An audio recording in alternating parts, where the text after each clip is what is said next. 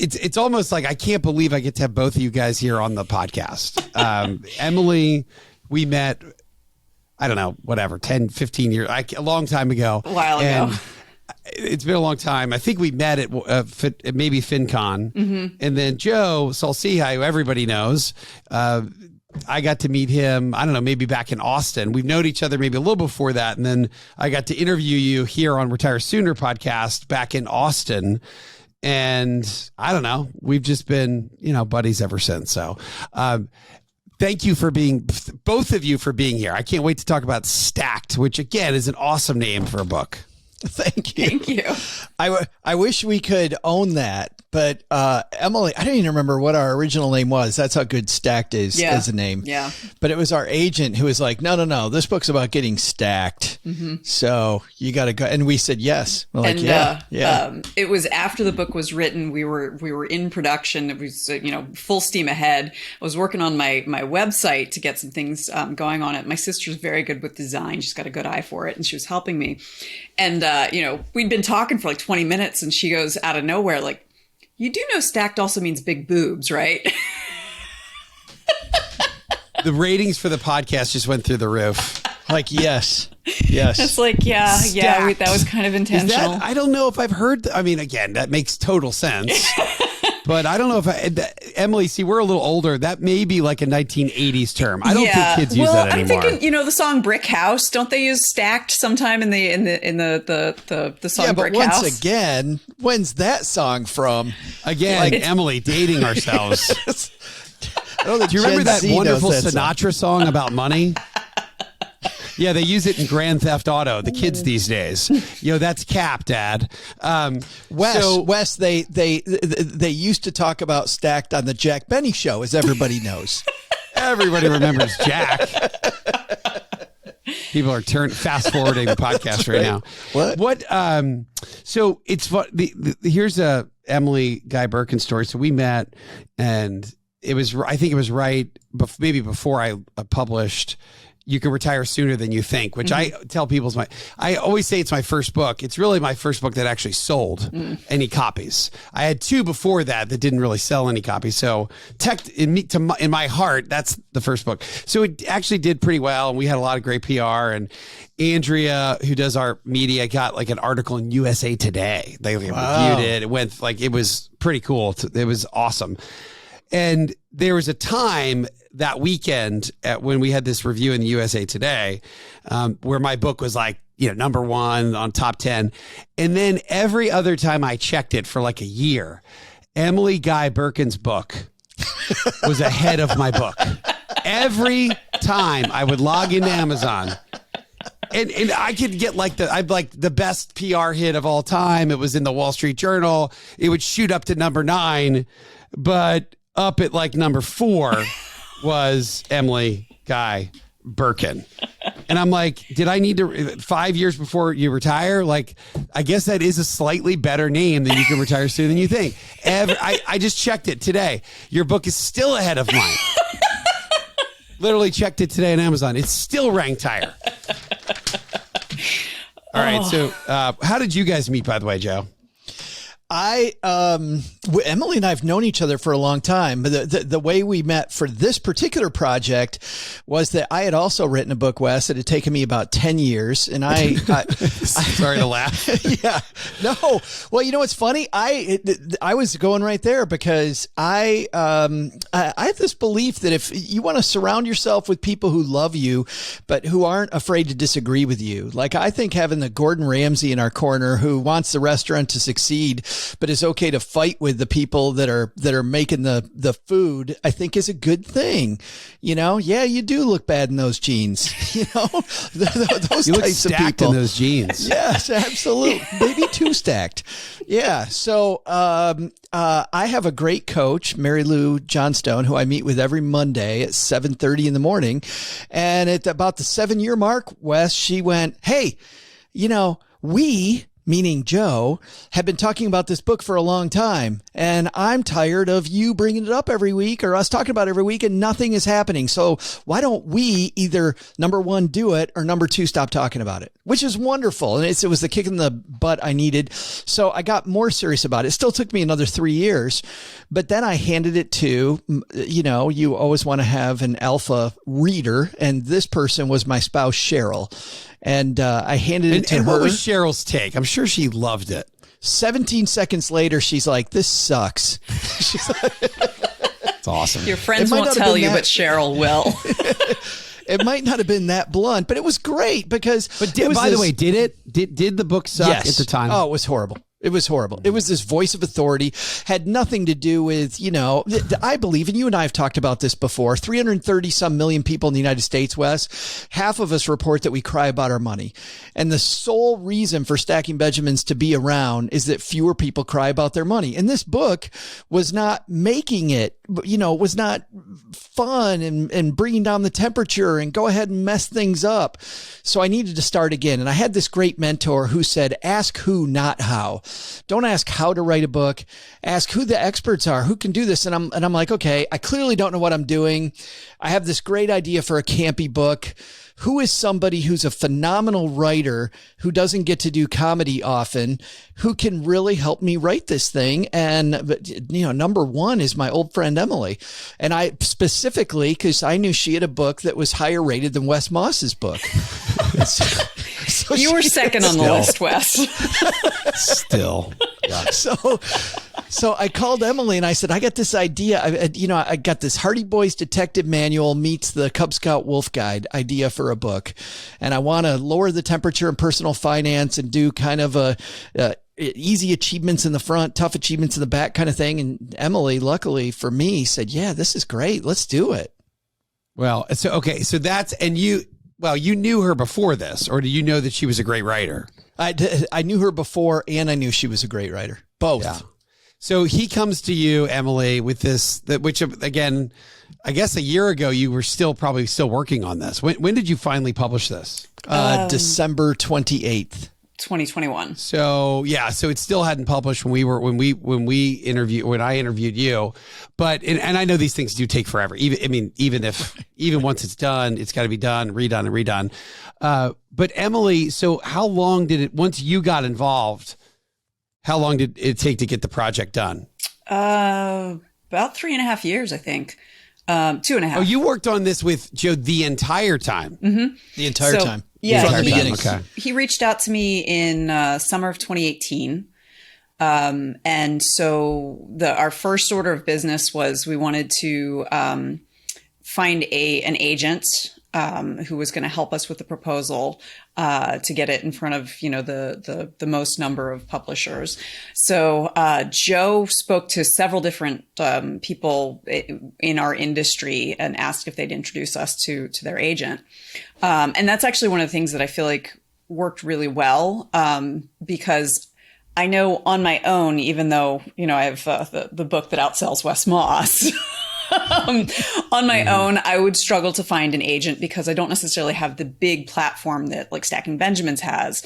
And on his own, Joe has the platform, but he doesn't have like a deep background of writing that proves that he can write a book that sells. But together, we're like this dream team. Like we got someone with a huge platform and someone who writes books that sell. And so we found our agents, then we got started working on the proposal, and all of this is slow. I mean, now part of it is because Joe and I both have, our kind of primary careers. He's got the podcast and everything that goes with that. I'm a freelance writer. I was also working on other books at the time. So that's part of it, but it's also just, this is not a process you do for zippiness. You don't expect this to be done in an afternoon. But this goes back, Wes. This goes back to that same thing. Ask who, not how. I mean, the next thing, they say write either the full book or write the sample chapters for the publisher. So they have those. We literally had an idea, but because I started off with asking who, and we lined up the right who's in our corner, we were able to do things in a different way. And I found that, by the way, I wish I'd known this when I was 25. And I hope somebody's listening who's 25 years old, because I learned this at 50. And if I had learned this at 25, ask who, I would have shut down YouTube University. I would have realized that, that college curriculum is fine, but creating your own curriculum and paying somebody a few dollars who knows exactly what I need to learn and getting a front row seat with that expert is just absolutely, it brings wealth, so much wealth. So this is a really unique book, the way you guys did this, the way you guys approach this. And obviously there are tons of personal finance books. There's lots of books about money out there. I guess I want to know, tell the audience, the Retire Sooner audience, what is so different about this? One, two, I want to talk about goals and goal setting, because I know it's a big part of the book and it's a huge part of what I think is helping people through a tough economic time today, tough markets, tough stock market, tough bond market. It's almost like the only thing I think that one of the most quintessentially important things for investors today is some sort of goal setting, some sort of plan, kind of gets you through, keeps you focused on the future, your eyes deep in the horizon. But tell our audience a little bit why this book is so different. What's so unique about it? It is. Well, there's other books that are comprehensive, like this book is. This book, the sole aim is to make sure that that this is easy, that you can do it. You can do this. And that's why there's so much humor in the book. So, I really enjoyed Rick Edelman's Truth About Money. I think that's a comprehensive book. And while Rick can be funny from time to time, I think this book does an equal job of explaining to people what you need to know, but is specifically geared toward the person that would rather not talk about finance. And I think it does a great job also, Wes, of marrying the idea that this is not really about money.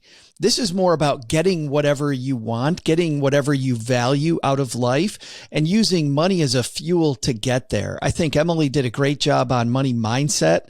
I feel like we do a good job on how to surround yourself with the right people near the end of the book. But Emily, that's my take. What about? Well, I tell this story about when my fourth book came out. It's called End Financial Stress Now.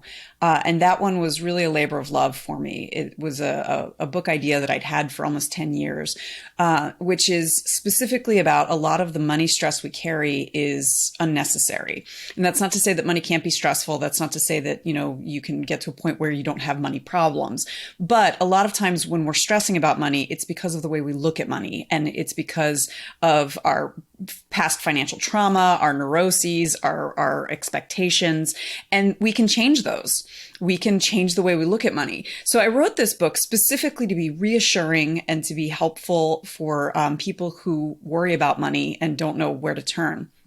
Well, a friend of mine from college bought the book to support me, but she told me privately, I'm kind of scared to read this. And I was like, oh my goodness, why? And she said, I'm afraid it's going to tell me I'm doing everything wrong. And I realized that, no matter how reassuring my tone is, no matter what I'm writing, if I'm writing a book that someone who doesn't read books about money is going to pick up, then it's not going to be helpful. So that was what I was really excited about with this project, was that we were going to write a book that people who don't regularly read money books will want to pick up and will be able to find enjoyable and a page turner even if they're the sort of person who the word percentage, makes them break out in hives. Don't say that word. Yeah. Percentage free zone, jargon free zone here. I want to go into that. What is the stress? Is it that we're always afraid of running out of money? Is it any sort of loss in capital hurts? Is it that somebody messed up before when they were younger and they made a stupid purchase, or they got in credit card debt? Is it pervasive? Do most Americans have, Emily, that money stress? And is that why people don't want to read financial books? Like your friend, you just said, they're like, I don't want somebody to tell them. I don't want Joe over here who's got the 17 million listeners on his podcast to tell me how wrong I am about what I'm doing. What is where is it all coming from? So stress ultimately, I find, is it's a manifestation of fear. And it's a fear that you're not going to be able to handle something. And so when it comes to, and like the thing is, money stress can come in many different flavors. So, the typical money stress is like, I don't know how I'm going to pay my rent. I don't know if I have enough money. Oh my goodness, the market took a downturn. Am I going to be able to retire? Am I going to have enough money for the rest of my life? That's the typical stress. But you could also have stress of, oh my goodness, I've just received this big amount of money. I don't feel like I deserve it. I need to give it away as quickly as possible. And Joe deserves it. Joe deserves it. It's okay. Yeah, always. So guilty. Absolutely. The contract is too big. The contract is too big, guys. I do wonder about some of these NFL contracts. Just, when the numbers get so big, it's like $500 million over 8 years. Like, I wonder if there is some guilt there. Yeah, well, absolutely. And you'll see that with, really famous examples like MC Hammer. Like, he was so well compensated and then completely out of money within a few years. And it was because of his money mindset, which a lot of it came from a good place. He wanted to give back to the people in his life and that he loved. And so he was like hiring his friends that he'd known since third grade and things like that to do different things for him. But it's doing that without having any intention or like examining why you're doing what you're doing, can lead to the kind of bankruptcy that MC Hammer went through, and what you see with like lottery winners and stuff like that. So that ultimately comes from this sense of like fear that there's not going to be enough money. On the other end, fear that you're not going to be able to enjoy yourself. And so you might as well spend all the money right now because you want to make sure you get all of that FOMO kind of fear. Fear that you're not good enough, you're not worthy of the money. And so you need to give it away. And so recognizing that is kind of at the center of these stressors is kind of the first step to letting go of them. You guys bring a lot of humor to this too, which is, there are a lot of, I would say the vast majority of financial books are not page turners, and they're not super funny. They're not made.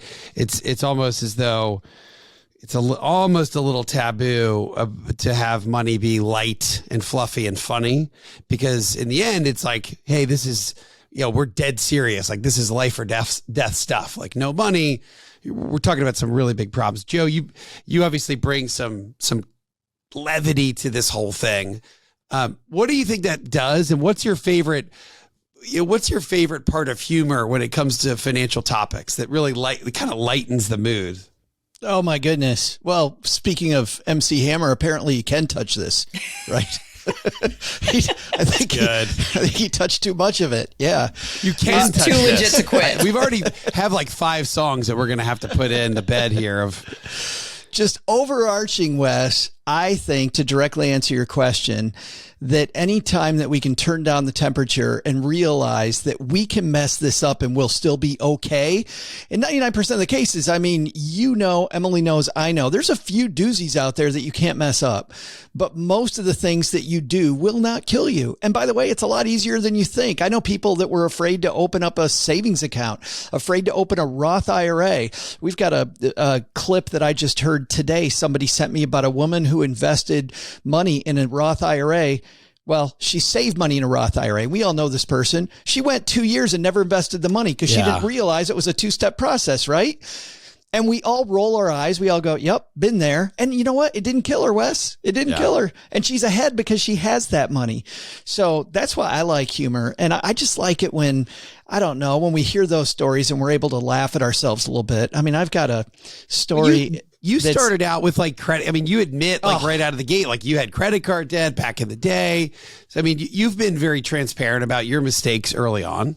I took all my friends out the second I got my first credit card to a high-end restaurant. I think I told the story last time I was here. But this high-end restaurant called Ruby Tuesday. Amazing Nothing place. but the best for Mr. Saul-Sehy. Salad bar and everything. And I immediately said, I got this, guys. I got that. I didn't know how I was going to pay the bill. I didn't even imagine. I remember getting that. I don't know that I told this story, but back then, speaking of old guy stories, this is before email. So if you got mail while you were at a military college, that was a great day, like in all capitals, great. Capital D day. And I remember walking into Mark Clark Hall where all the mailboxes are, and they got these little glass windows, and I see a letter there. I'm like, oh, it's a letter. It's fantastic for me. And I open up my mailbox, and here's a letter from American Express. And Wes, all I'm thinking the whole time is, I bet American Express wants to thank me. I bet they're writing, thank you for using our card at Ruby Tuesday with all your friends. Like, high five. Guys. Hey, everybody, see this? Amex. Yeah. Amex wrote me. I'm thinking about what a wonderful partnership this is. You and us, we supply the card, you take your friends out. I thought, wow. And then apparently these jerks wanted money from me. That was what was really up. And that was when the friendship ended very quickly there, very quickly. And you didn't have the money. Did you have the money to pay that first bill or no? Did not. No, wrecked my credit right away and worked all summer long. Not all summer, but a good part of the summer to pay back a collection agency. Of course, by that time it was nearly double, right? What I owed. And by the way, that bill, because I went and bought a sweater at Nordstrom because I was like a magnet for the most expensive store in the mall. That bill couldn't have been more than $200. But I didn't have any savings, never been allowed to handle money like a lot of kids in America, and messed it up right away. But I like humor for that reason. Didn't kill me, won't kill you. Let's just go mess stuff up and try, which is why, by the way, Wes, this is where the Cub Scout Wolf Guide came in with the book. Is that, the Wolf Guide is all about achievements. These aren't chapters these kids are finishing. They're achievements. And the easy achievements are at the beginning, and those help you build confidence so that when the tough stuff happens at the end of the book, at the end of the Wolf Guide, you're doing some pretty hardcore stuff as a Cub Scout. But you've rolled in here with all kinds of confidence because you got the easy stuff done, and now you can handle the tough stuff. In fact, Emily and I were talking this morning about one negative review of the book. They said, well, the start of this book assumes you know nothing, and the end of the book wants you to be a genius. Like, what's that about? We're like, no. I mean, I'm glad you got the book. Number one, I'm glad you understood that it got tougher, but it does get tougher. So what is the tough? Give me the end. What is the toughest part? Do you think? I know. Yes, it's the later chapters, but for you guys, what do you really think is the tough stuff? Is it tell our audience that if I were to skip to the very back? Yeah. Asset allocation, estate planning, tax planning, and surrounding yourself with the right people. I would say, Emily, what do you think? Yeah, I would agree. It's so once you start, if you roll out with asset allocation, you already lose like 75% of your listeners, because that is the kind of terminology that really seems to obscure more than it illuminates, even though asset allocation itself is not that difficult a concept. But because you have to already feel confident with, okay, I'm someone who invests. I know where the money that I'm going to be investing comes from. I know what my time horizon is, and all of those things. You kind of have to have those in place before you can get to the point of, okay, how do I want my assets to be allocated to maximize what I'm hoping to do with this money eventually? So yeah. And give me some language tips here. You're teetering on language tips here, and I want to hear some language from you guys. My favorite. Wait, is that a cat? You've got TiVo the dog in the back. Your Whippet. I'm sorry, your Greyhound. Yes, and now I have the dude, my cat. His name is the dude. You got the dude on your lap. You've got the. And he may try to purr into the microphone, so I apologize if there's a loud purr. Your dog TiVo, which again dates you because TiVo hasn't even existed for a decade. Yes. TiVo is in the back. The remote, the TiVo remote has been lost, but TiVo has not moved. He looks like a stuffed animal. Yeah, this is his nap time. He likes his snoozles in the afternoon. That's my favorite state right there. So TiVo's a Greyhound. When I was a teenager, Emily, we had a 3-legged Whippet.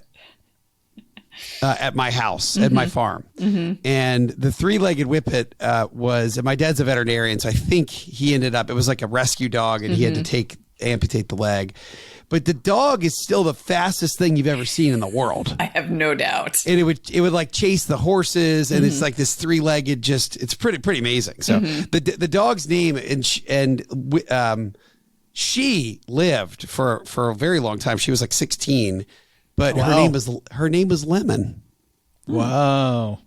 Well, that's Lemon, but she was still the fastest thing in the county. So I don't mean for this, Wes, to be a joke, but I've known three-legged dogs, and all of us here know what their name was. They had the same name. Every one of them had this name. What was the what is it? Lemon? Tripod. I've known three-legged dogs named Tripod. Oh, you really have? Okay. I'm actually not making a joke. I'm not making a joke. It can be tough to tell with him sometimes. I saw both of you roll your eyes. That was not a joke, because I rolled my eyes too. I'm like, really? Come on. We're going with that. Yeah, no thanks. It seems a little rude. All right, give me some language here. So you're right. Yeah. Asset allocation does make people's eyes glaze over a little bit. Let's give me some language, Joe and Emily. Your favorite language when you talk about money that softens the blow.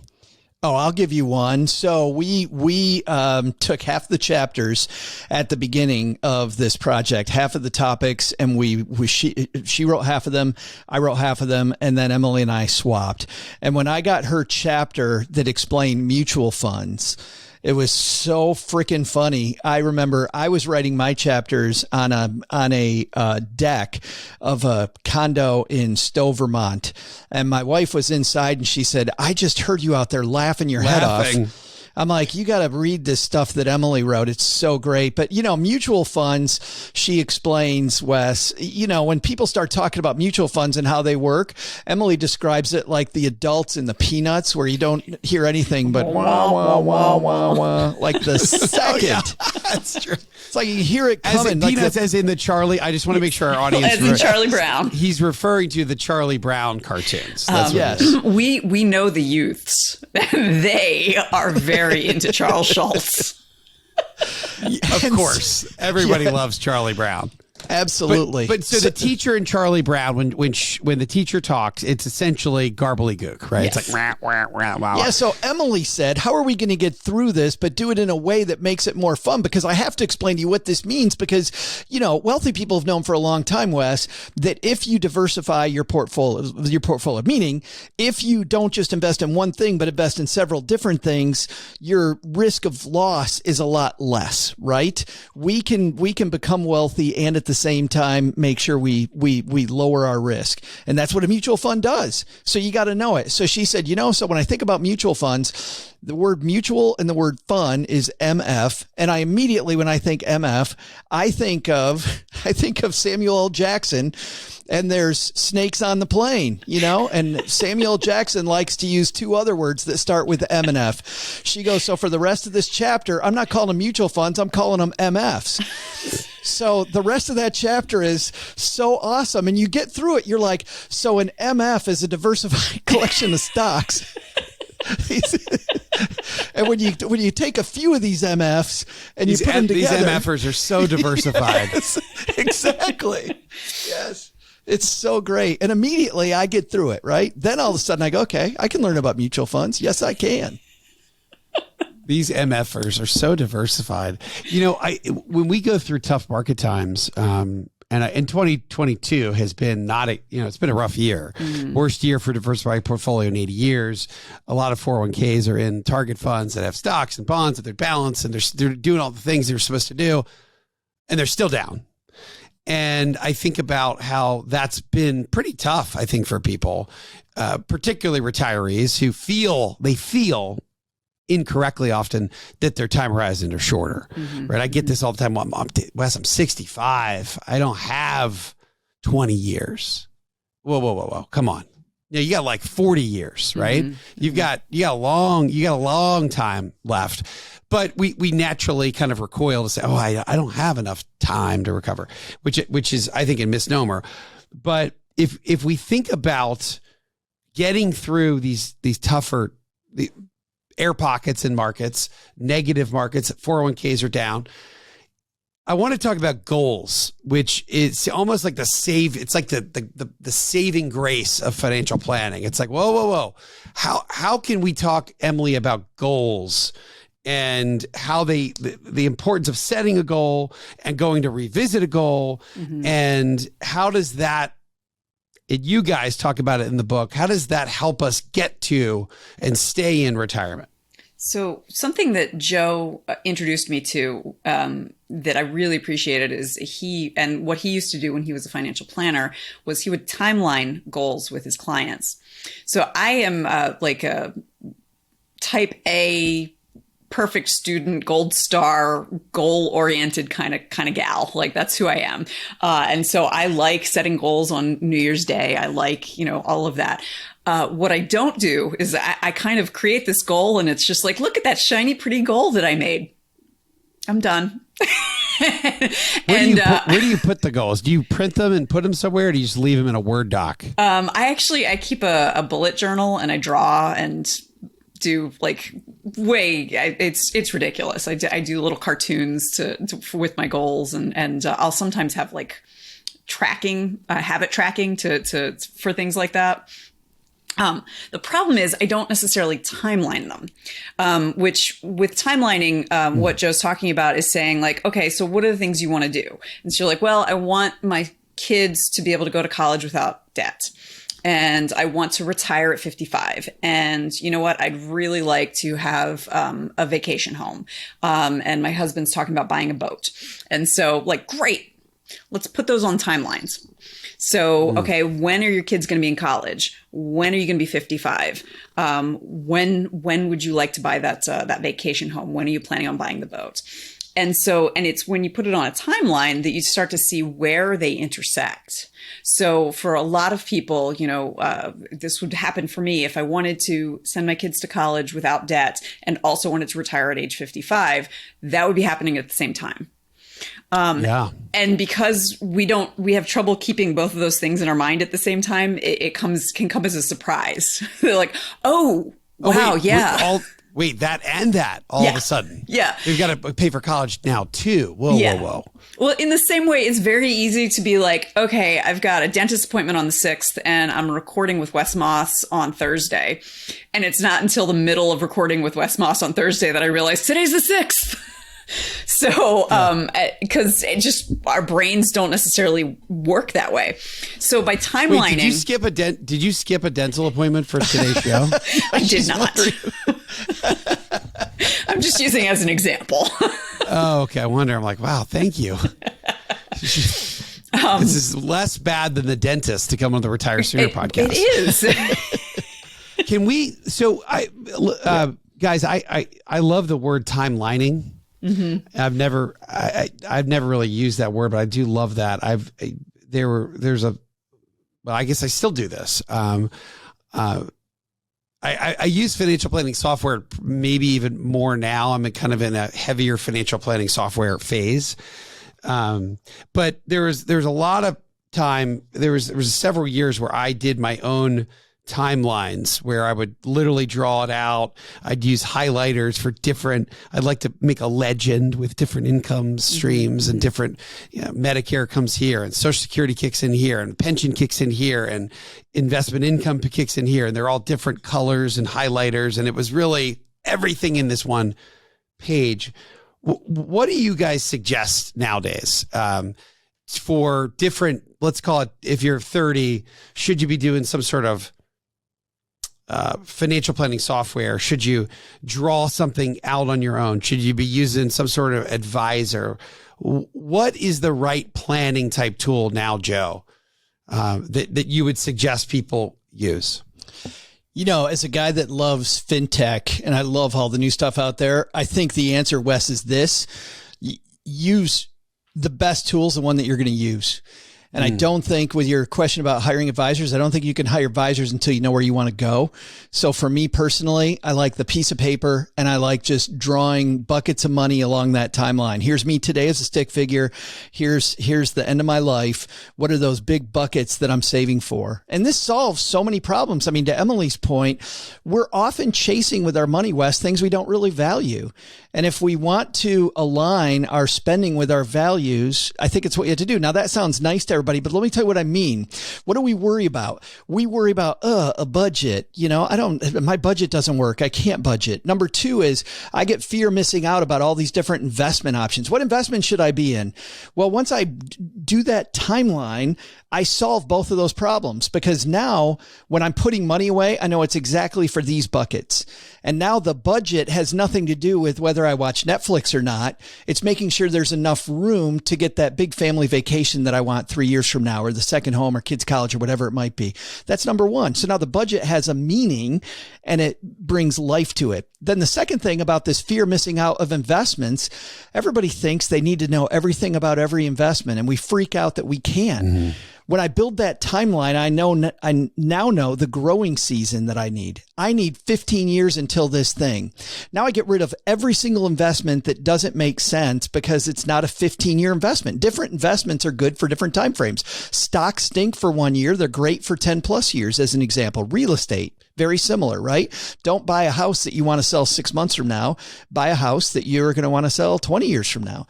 So once you know that season, you can no longer worry about this fear missing out on 5,000 different investments, and you can go much deeper on the investments that actually fit, which means that when you come around to hire advisors, the advisor then knows what they're helping you with, right? They're your advisor. Big problem that we have at the back of the book about people and advisors is too many people, Wes, abdicate. They're no longer the king or queen. They think I hire an advisor and this person now is going to take over for me. And hey, I'm going to check in every 6 months. No, these are your goals. Your advisor, their job is to be that Gordon Ramsay we talked about earlier that fights with you and goes, you know what, Joe, I think you're really screwing this up. And here's the reason why. Because I've done this 50 million times and this is what the truth is. That's what you really need. So you have to have that timeline to know where you want to go. Stock, I love the phrase, stocks stink for 1 year. They're great for 10. Absolutely. TM. I'm going to put a TM on that. Stocks stink for 1 year. They're great for 10, which goes back to, for both of you, Joe and Emily, having a timeline, to your point, or drawing out your stick figures and buckets of money, which are maybe, let's say, your goals for, we want to do this, and I want a vacation house. I want to buy, be able to pay for kids' college. It allows us to your point, eliminate any sort of vehicle that doesn't back into that goal, which helps, to your point, Joe, get rid of FOMO. And that is so real in this world, particularly, I think, for younger generations. We're constantly getting bombarded. Maybe it's harder today than it's ever been. You're bombarded by things that worked. It's like, oh, well, gosh, I should have bought Bitcoin. Or wait, I'm glad I didn't buy Bitcoin. Or I should have bought, I should have bought when housing was 30% lower. And I guess there is that. Do you see in younger generations there's more FOMO, or do we I guess fear greed happens at any age? Oh, clearly more. More for a younger generation. Oh, and I'll tell you why on my end. And I can see, Emily, you're chomping to get at this one too. But I'll give you 2 reasons. Instagram, TikTok. Yeah. Big time. I can remember when we were on our book tour, we took a question from someone, I think it was in DC. It was a young woman. She was clearly very much a go-getter. She was 25 or younger. I mean, she was young. And she had a good job. She had things all set. And she was just like, she was worried that she was going to get it wrong in terms of when to buy a house. And I said to her, I was like, that's fair. That's a fair fear, by the way. It is. Yeah. She had a reasonable, because particularly if she was someone who, was interested enough in money to come to a book signing about a financial book. She was a regular Stacking Benjamins listener. I mean, she's clearly rich. someone, guaranteed to be rich one day. Yeah. And so she has paid attention and knows that the market has been bonkers with real estate. So it was a perfectly reasonable question, and particularly in the DC area. You know, trying to buy a house in the DC area is scary. But what I told her was the right house at the right price will come at the right time. And if it's not the right house, it's not the right price, it's not the right time, then you don't need to worry about it. You're not missing anything. You're not missing out. So, and that's kind of a little woo woo, but it's along the lines of when you're trying to force something to fit, you know, trying to get a square peg in a round hole. You're like, oh, this needs to be the right time. This has to be the right price. Then it's not going to be the right house. And so you're going to regret it for some reason or another. That's not to say that, you know, the planets align and everything works out and it's that you're not going to regret that kind of house purchase either. But just recognizing that there's no finish line that you're racing towards. There's no sense that, like, you know, if you do everything right, you're going to get an A and a gold star and a prize. And I feel like, in part because of what Joe was saying, because of social media, and in part just because we are more in tune to what's going on. We get information all the time. So, you know, when we were all growing up in our early 20s and, you know, even into our 30s, you kind of had to read the newspaper every day to know what was going on in the world. And so, like, you could choose to kind of opt out very easily. Whereas these days, like, it's screaming headlines at you from everything that you use for entertainment. You know, you go on Twitter, you go on Facebook, you go on TikTok, Instagram. You know that the housing market's bonkers. You know that the stock market is trending in the wrong direction, even if it's not something that you would normally be paying attention to if you could only get this information if you sought it out. So we're bombarded today. Yeah, you can't ignore it. You're right. You could choose not to get a newspaper 25 years ago. You almost can't not choose. You can't opt out of the news. So that sentiment again, that quote about housing, right house, right price, right time. What was that again? So the right house will be available at the right price at the right time.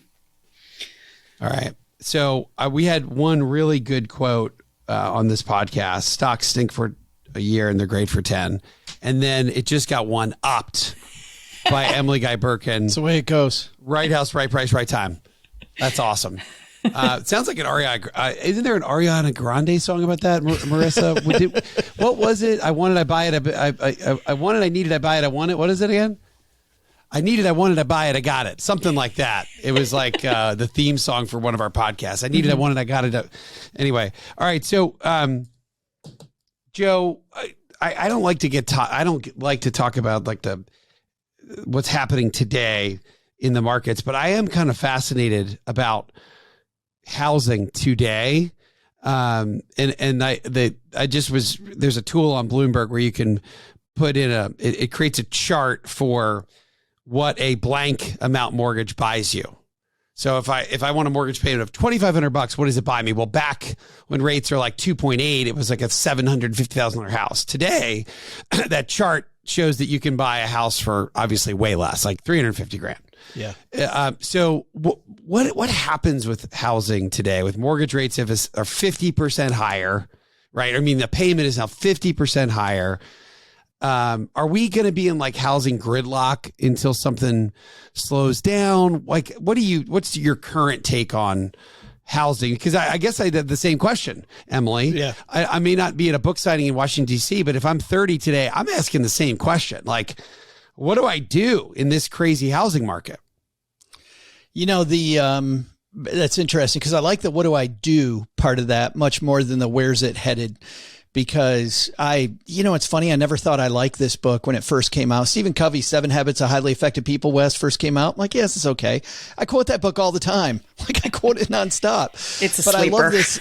I love this that you have these 3 things. You've got this pot that you can control, one that you maybe influence, and then the third one you don't control or influence. And frankly, the housing market, we don't control or influence. So I try not to go there. But I will for you, Wes. So you're welcome. Thank you.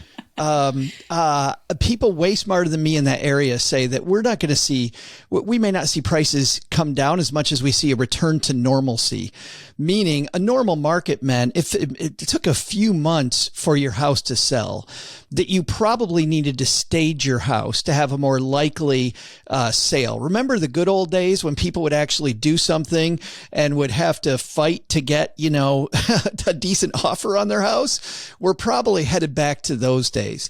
The problem is over the short run is that we do have a gridlock of nobody wants to move, because if I move, where the heck am I going to go? So there's this general lack of inventory. We don't know when that's going to get solved. So until the lack of inventory solves itself and people begin, and you know what? That's a demographic thing, frankly. We'll see baby boomers, hit even different stages of their life. We'll see Gen X beginning to retire now.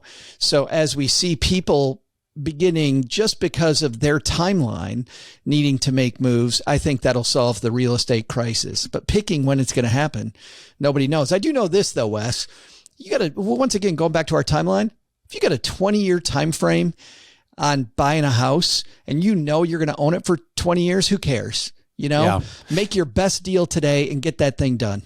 So that is the perspective that planning helps with, right? Mm-hmm. If you're looking out over a timeline that's 10, 20, 30, 40 years, it really makes those seemingly impossible questions that I just asked you, it makes them possible. I look at today's world as almost like the 1950s economy again, where it was a big deal. Like in the 50s, to buy a car was kind of a big deal. Took some time. To buy a house is a really big deal. Took some time planning. It's like, I'm going to go buy a house in a year from now. Like we got to a point where it's like, we should go buy a house like this week, right? Let's go sell our house. Let's go buy a house. I ordered my stuff on Amazon. Why isn't it here? It's already 3:00. Where's my stuff? Mm-hmm. Like we were in an on-demand everything. Now we're in like happy days again. Everything's going to it takes time to get a milkshake. It takes some time, and that's okay. And I think that's a good thing. Not to re-ask the same question, but you did say something about fintech. Is there a particular tech or budgeting, or do you just say, Joe, go on the web and find a good budgeting tool? Or are there any places in particular that you like, or you point people to? Oh, I love playing with this stuff, and I play with it all the time. If you're somebody that likes to know that your dollar has a job and you really need a lockdown budget, I'm a big fan of this app, Cube Money. By the way, a lot of these may cost you a few dollars to use, but Cube Money is really neat because it's the envelope system from the 50s made for today.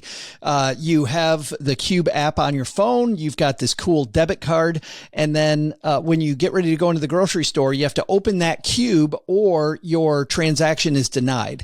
What I love about that, about it, there's this little, circuit breaker. You pump the brakes a couple times before you open that cube. And let's think about this. Is this really important to me before I open that envelope and spend it? So I like that. That's cool. I like the planning that like a YNAB or an Every Dollar has. And these are budgets where before the money comes in, you allocate every dollar, which is how the Ramsey Group got the name. But I really like YNAB. Jesse Meekham's product was the first one in that space. And I think of the two, it's probably a little stronger. For people that are spreadsheet geeks like Emily, Emily likes the tactile putting everything in by herself. But I really like Tiller Money. Tiller Money is spreadsheets, and this great community of people have created such awesomely nerdy spreadsheets that populate themselves. So they use best in class technology to make sure all of your data is safe. And in fact, they've partnered now with Microsoft. Microsoft has gotten rid of their old Microsoft Money, which so many people loved. And now they've partnered with Tiller. Microsoft tells people through Excel, hey, if you're doing this for your budget, use Tiller. And great way to do spreadsheets and ways to make your spreadsheets even better and have them automatically updated without you having to do anything. So those are a few I really like. Man, so funny. Joe Saul-Sehy is actually in current sponsorship negotiations with Cube Money, YNAB, EveryDollar, and Tiller. Cube Money has been a sponsor of my show before, but I asked them kidding. to. I have no idea. Yeah. No. But in fairness, you know what? There's one more. Whether you're a Goldman Sachs customer or not, Marcus Insights used to be called Clarity Money. It's a really great way to track. That competes with oh my goodness, what's the one that everybody uses Mint. It competes with Mint. I'm not a big Mint fan because Mint is constantly just upselling me stuff I don't need. And I got to deal with so much stuff. Now, Marcus Insights is free. You don't have to be a Marcus or Goldman Sachs customer to use it. Clarity Money was built by this guy, Adam Dell, who, if you know that last name, you may think, well, is it? Yes, it is. It is Michael Dell's brother. Oh, wow. Okay. Who created this. And it's amazing. And he sold it to Marcus Insights. And it's a wonderful app. It's free. You don't have to be a Goldman Sachs customer. Cheryl and I use that for quite a while for our weekly money meetings, and super fun. I also like to recommend to people, if they're curious about fintech, start with your bank's native app. Because I don't know if there's a bank out there right now that doesn't have a mobile app. Like every bank, every credit union, and they tend to have pretty good tools on there. And so for a lot of people, that also can feel a little bit more comforting, knowing that you don't have to then share with a third party. So that's a good place to start. And you can figure out what you like, what you don't like about the tools on your bank's app. And then from there, kind of figure out which of the fintech that third party apps would do what it is that you wish your bank's app did. Yeah, I like the idea of not sharing if your money's already there. Not having to do third party as well. So that's a really nice list, guys. So I appreciate that. What about maybe just favorite piece of financial advice, Emily? I mean, I know it's hard to choose from, or maybe least favorite or biggest mistake. I'll give you a whole, give me biggest money mistake you see, favorite piece of financial advice, or the most difficult period of time having to work with Joe Saul-Sehy on this book. I mean, I'll let you pick on which. Well, I guess I'll start with I'll go with the advice that I can remember hearing from my dad. So my dad was a financial planner. I was an undercover money nerd. I did not realize that I was a money nerd as a child. It took me a long time to recognize the fact that while my dad was opining on money stuff, my sister's eyes were rolling back in her head while as I was sitting there going, yes, tell me more, Dad. So, by the way, it's a good title for a book, by the way. Undercover money nerd. Yeah. Undercover money nerd. Yeah, well, thank you. That's a good title. So I can remember there were two pieces of advice that I very distinctly remember him saying, and that I have since come to believe he didn't necessarily believe. One was that the ideal tax refund was under $500. And actually, I do think that is, I agree with him on that. His thinking is that you don't want to be sending money that's just going to come right back to you. Unless you are doing that intentionally, because you intentionally want to have a large refund because that you work with large amounts of money better. But you don't want it to get to zero because then you're in danger of it being, of owing money come tax time. And so the ideal situation is to get a refund of $500 or less. I have never managed that. I was going to say that is very difficult to do. Again, maybe in the 1950s. Yeah. Today, it doesn't seem as easy. And part of it is, as a freelancer, my income is variable. And so it's impossible. You get like 75 different income streams. Yes. You don't know. Yeah. It's impossible. Yeah. So that's one piece of advice that I've always really liked. And then I also, I have tweaked a little bit, knowing that, because I remember my dad was very much of there's no need to give Uncle Sam an interest-free loan on your money. But I can remember him walking that back a little bit, saying you know what, there are some people, for whatever reason, that's how they need to save. And I know that there are some people who, if they get a $3,000 refund, they can make good decisions with that. Whereas if they get $250 a month, it's too little money. It's they can't make good decisions with money that little. It just gets frittered away. The other one was my dad was very adamant that life insurance was for income replacement.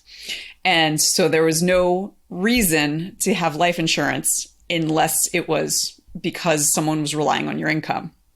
My father passed away in 2013. I was 34. My sister was 37. We were not relying on his income. He had a life insurance policy. And so I've come to realize that life insurance is not just about income replacement. That is like that's the hook that we draw people in. Like, look, make sure your family will be taken care of if your income is gone. But I've come to also recognize the emotional need for it as well, because I did not react this way. I when I'm grieving, I jump into my work. I had a friend who, when talking about losing my dad, she was talking about losing her mom. She lost her business because she couldn't work because she was so overcome with grief. And so one of the things that my dad's gift could have given me was the room to mourn and have time away from work. Now, that just wasn't how I am wired, but other people very much that would be how they are wired. And so that's something that I've had a very my view on it has evolved, and I never got a chance to talk to my dad about it, but clearly his view must have evolved because that was not what he taught me when I was growing up. Wow, that is interesting. Joe Saul-Sehy, the OG of podcasting. No, not at all. No. You know what? We each have a unique talent. I think that we should focus on our strengths and not on our weaknesses. We should, if we spend more time there, we're happier. And I also think that we're also can become more wealthy if that's our goal. So I think that if we automate the little stuff, anything that isn't our unique talent, if we can automate it or delegate it, even if I got to spend a little money to do that, Wes, I think makes a ton of sense to me. If you want to live a richer, better life, automate all these little things. Do not trust yourself to do it. I would have clients that would go, yeah, I got this $5,000 windfall. I don't know what I'm going to do with it. So here's what I'm going to do. I'm going to save half of it. Well, you know what? I'll save like a third of it.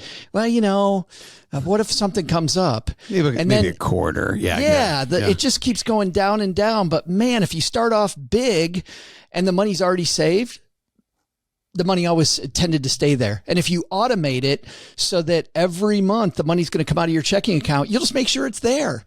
The more I use automation, the happier I am and the more wealthy I am. Emily, as we wrap, you've got this one good thing movement. I wanted to ask you about that. Tell me about one good thing besides Joe. Joe is one good thing. He daily. Is the movement about Joe Saul-Sehy? Every day. Gotta be. Save Joe. So I started this in October 2018. It was after one of the many mass shootings in America, and I was really down about it. And was having trouble kind of lifting myself out of it. I'm a big believer in laughter therapy, so I put on some Monty Python.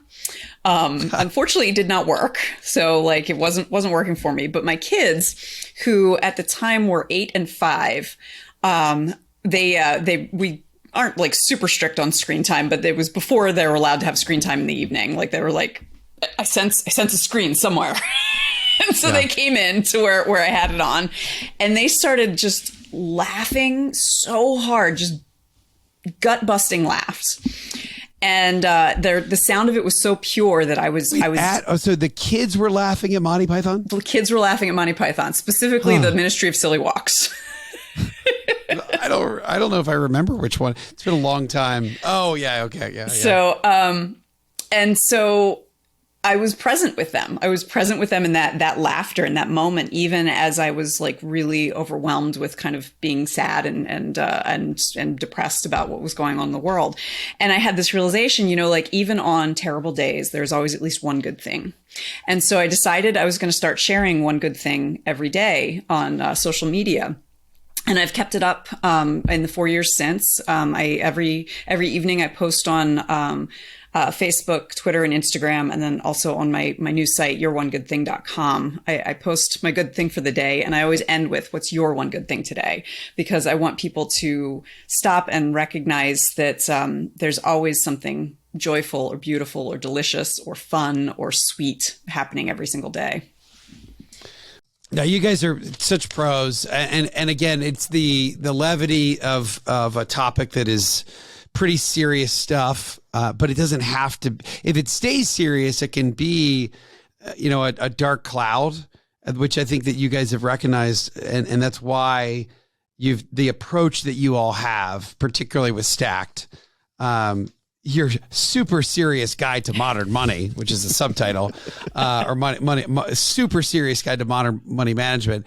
But the whole concept of being able to give a topic levity so that we can consume it, so that we can feel good about it is very, very powerful. And it's, again, for the retire sooner audience, where we're aspiring to just be able to have financial independence a little sooner, right? Than age 75, 80. If it's that's our goal here on Retire Sooner podcast, then you guys contribute to that goal in a very, very major way. So thank you for getting this book done so quickly. It only took 10 years. But the reality here is these things take a long time. If they're good, books don't get written in like a weekend. It really does take time. It's a lot of time. Mm-hmm. So you guys nailed it. I really do hope our audience goes out and buys it. If they haven't already read Stacked, which means rich, right? That's what we're going for. Right. And that's a wrap. Anything else that, Joe, that you want to leave us on that you want to point people to? No, I think we did it. Just thank you so much, Wes, for having us. And I hope everybody got something out of today.